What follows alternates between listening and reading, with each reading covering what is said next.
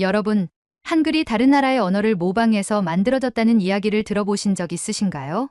믿을 수 없겠지만 이런 주장을 공공연히 하는 학자들이 존재합니다. 바로 이 황당한 주장에 맞서 우리 한글의 우수성을 증명하고자 나선 한 국문학과 교수의 흥미진진한 여정을 소개하려 합니다. 이 이야기는 그저 학문적 논쟁에 머물지 않고 세계를 놀라게 한 한글의 진가를 알리는 대서사가 될 것입니다. 그 전에 구독과 좋아요 잊지 마세요. 평소 학문적 호기심이 남다르던 김재철 교수는 여러 강연을 찾아다니며 새로운 시각과 지식을 얻는 데 열정적이었습니다. 그는 국문학을 연구하며 한글의 아름다움과 독창성을 늘 가슴 깊이 느끼고 있었지만 다양한 학문적 관점에서 한글을 더 폭넓게 이해하고자 외국 학자들의 강연에도 자주 참석했습니다. 그러던 중 일본의 저명한 언어학자 후지모토 교수의 강연 소식을 듣고 큰 기대를 품고 참석하게 됩니다. 강연 주제는 아시아 문자 체계와 문화적 상호작용이었습니다. 학자들이 교류하며 아시아 각국의 언어와 문자가 어떤 영향을 주고받았는지를 탐구한다는 점에서 흥미로운 주제였죠. 김 교수는 자리에서 열심히 강연 내용을 필기하며 듣던 중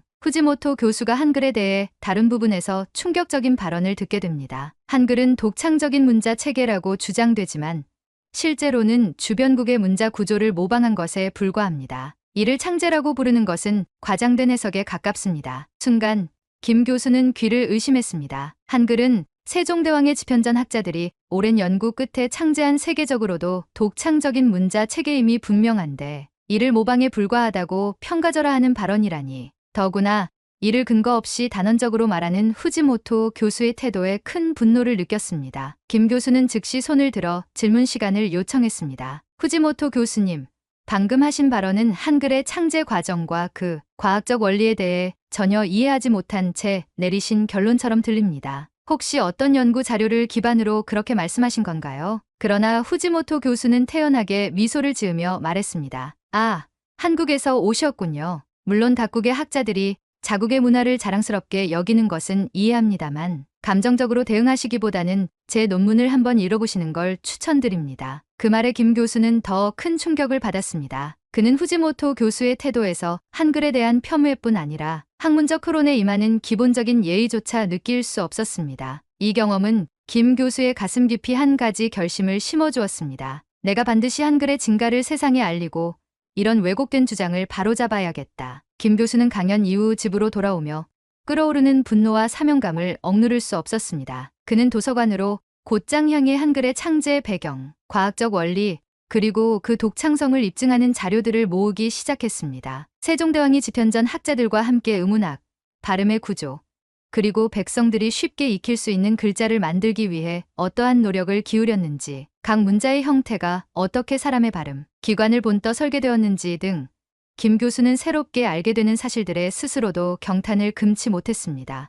연구를 거듭할수록 한글은 그저 단순한 문자 체계가 아니라 인간 중심의 철학과 과학적 원리가 집약된 독보적인 시스템이라는 확신이 들었습니다. 그러던 중 김 교수는 일본 내 또 다른 학자가 발표한 한글 관련 문건을 발견하게 됩니다. 내용은 더욱 충격적이었습니다. 한글은 조선 왕조가 중국 문자의 구조를 모방해 만든 이류 문자이며 현대 사회에서 그 가치는 이미 퇴색했다. 이 문건을 읽는 순간 김 교수는 분노를 넘어 말로 형용할 수 없는 심정을 느꼈습니다. 단순히 잘못된 학문적 해석이 아니라 노골적인 비하와 역사 왜곡이 담긴 내용이었기 때문입니다. 김 교수는 즉각 문건을 작성한 나카무라 교수를 찾아 이메일을 보냈습니다. 나카무라 교수님, 귀하의 논문을 읽고 한 가지 확인하고 싶은 점이 있습니다. 혹시 한글 창제의 역사와 과학적 원리에 대해 제대로 연구하신 뒤 결론을 내리신 것인지 궁금합니다. 만약 그렇지 않다면 학자로서의 양심을 걸고 이 문제를 공개적으로 논의할 준비가 되어 있으신지요? 김 교수는 이 이메일을 보내며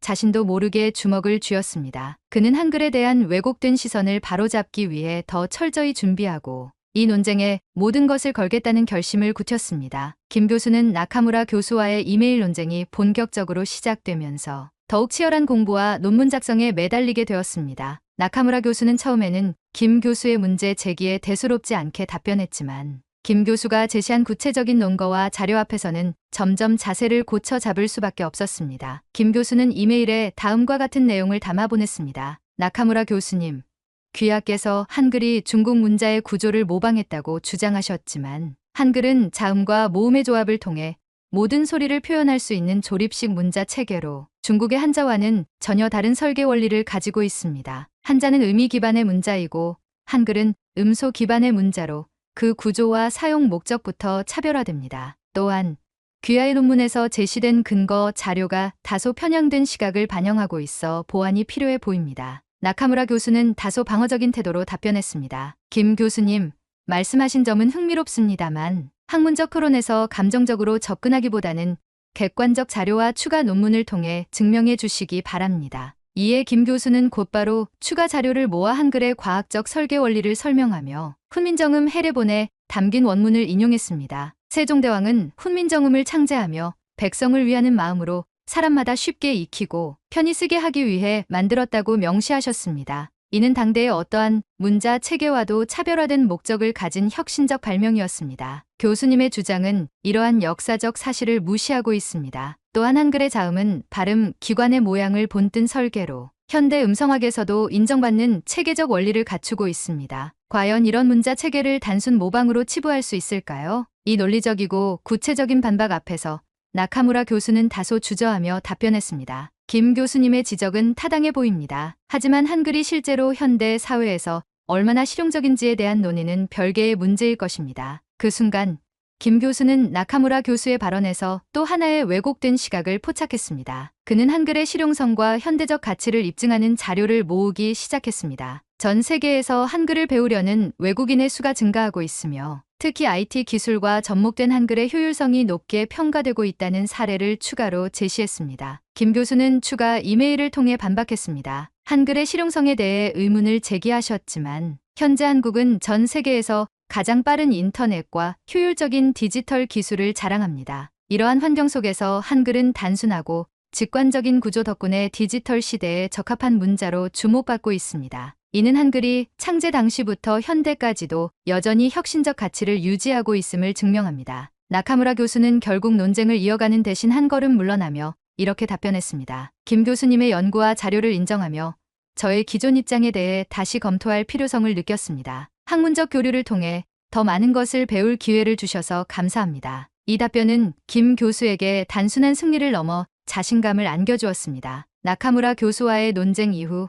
김재철 교수는 한글의 우수성과 독창성을 더욱 철저히 연구해야겠다는 사명감을 가슴 깊이 새기게 되었습니다. 그는 단순히 논쟁에서 승리하는 데 그치지 않고 한글의 진가를 세계에 알리는 작업에 착수했습니다. 이를 위해 그는 한국과 전 세계의 다양한 학문적 자료를 수집하며 자신의 논문을 체계적으로 발전시키기 시작했습니다. 김 교수는 한글의 과학적 원리가 현대의 음성학적 원리와 얼마나 일치하는지 확인하기 위해 의문학과 언어학 전문가들을 직접 만나 자문을 구했습니다. 특히 한글이 인간의 발음, 기관을 기반으로 설계되었다는 점에서 현대 언어학자들은 이를 인류 역사상 가장 혁신적인 문자 체계라고 평가했습니다. 한글의 자음은 발음 기관의 모양을 본뜬 설계로 소리가 나는 위치와 방법을 직관적으로 표현합니다. 예를 들어 고은 혀가 입천장 뒤를 막는 모양, 무은 입술을 닫는 모양을 따랐습니다. 모음 또한 천지인을 상징하며 음양오행의 철학적 기반 위에 만들어졌습니다. 이는 단순히 문자 체계로서의 역할을 넘어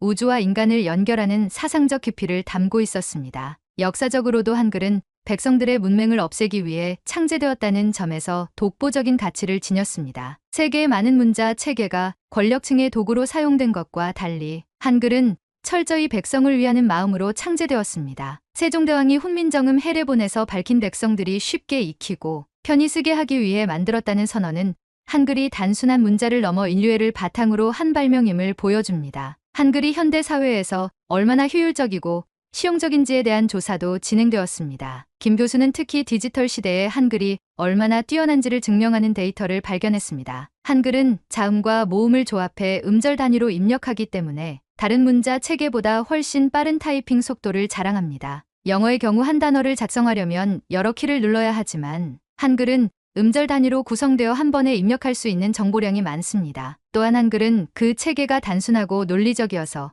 외국인이 배우기에 가장 쉬운 문자 중 하나로 평가받습니다. 미국의 언어학자인 제프리 샘스는 한글은 모든 문맹 국가의 이상적인 문자 체계라고 언급하며 국제적으로도 주목받고 있다고 강조했습니다. 김 교수는 이러한 자료를 바탕으로 한글이 현대와 미래를 연결하는 혁신적 문자 체계라는 점을 논문에 포함시켰습니다. 그의 노력은 국내를 넘어 국제학계에도 영향을 미치기 시작했습니다. 김 교수는 언어학 연구로 권위 있는 학술지에 논문을 투고하며 한글 창제의 목적과 과학적 우수성이라는 주제로 발표를 준비하게 됩니다. 이 논문은 단순히 한글의 우수성을 설명하는데 그치지 않고 세계 여러 문자 체계와 비교 분석해 한글의 독창성을 구체적으로 증명하는 내용으로 구성되었습니다. 발표를 준비하며 그는 세계적으로 권위 있는 학회인 국제언어학회에 참여할 기회를 얻었습니다. 전 세계에서 온 학자들이 모인 이 학회는 언어학 연구의 최전선이라 불리는 자리였습니다. 김 교수는 학회에서 한글을 주제로 발표하며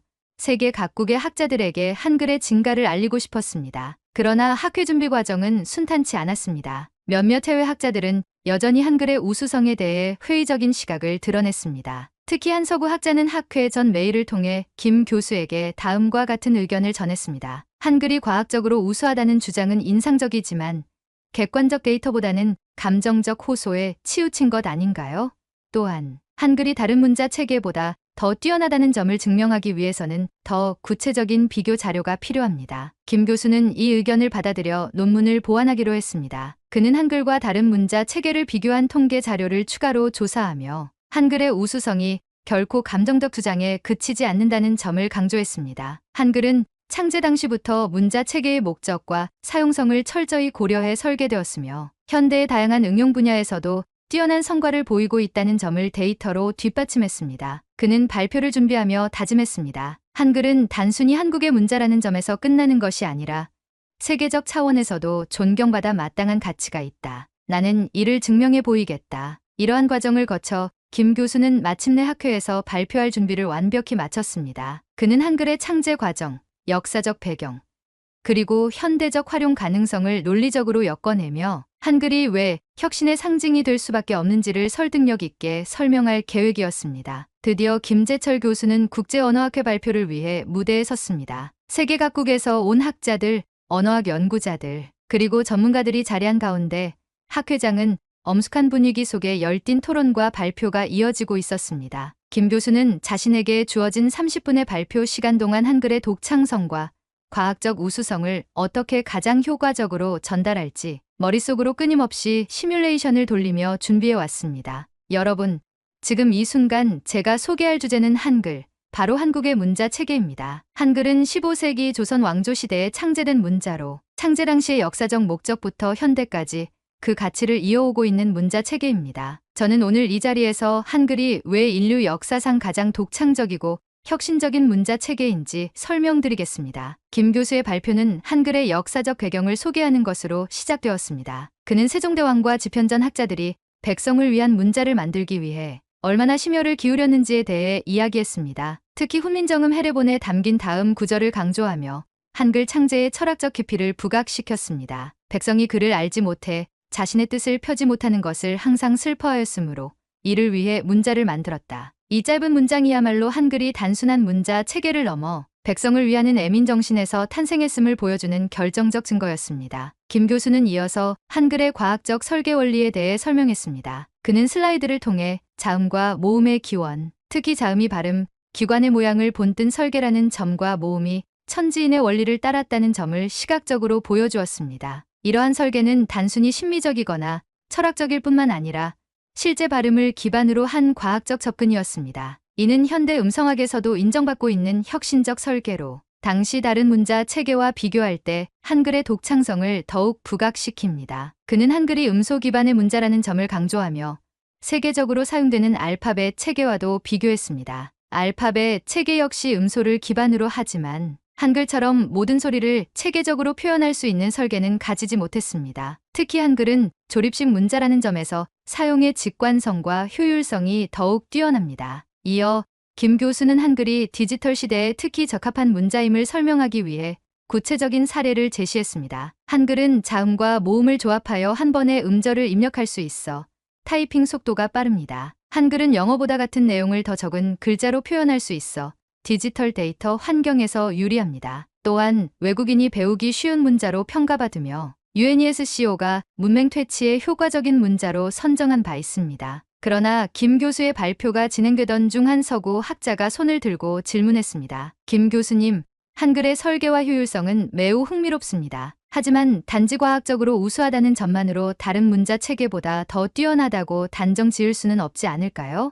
예를 들어 문화적 맥락이나 사용자의 편의성도 중요한 기준일 것입니다. 이 질문은 김 교수에게 일종의 도전이었습니다. 그는 잠시 숨을 고르며 차분한 목소리로 답변을 이어갔습니다. 좋은 질문 감사합니다. 한글의 우수성은 단순히 과학적 설계에 그치지 않습니다. 문화적 맥락에서도 한글은 독보적입니다. 예를 들어 한글은 창제 당시 문맹 퇴치를 목적으로 만들어졌습니다. 이는 문자 체계가 사회적 평등을 지향한 사례로 인류 역사에서 매우 드문 경우입니다. 또한 현대에 이르러 디지털 환경에서 효율성과 직관성으로 주목받는 점은 사용자의 편의성 측면에서도 우수함을 입증합니다. 이 답변의 질문을 제기한 학자는 고개를 끄덕이며 수긍하는 모습을 보였고 김 교수는 다시 발표를 이어갔습니다. 김 교수의 발표는 시간이 지날수록 학회에 참석한 학자들의 관심을 끌었습니다. 특히 그는 마지막으로 한글의 국제적 확산 가능성을 강조하며 발표를 마무리했습니다. 한글은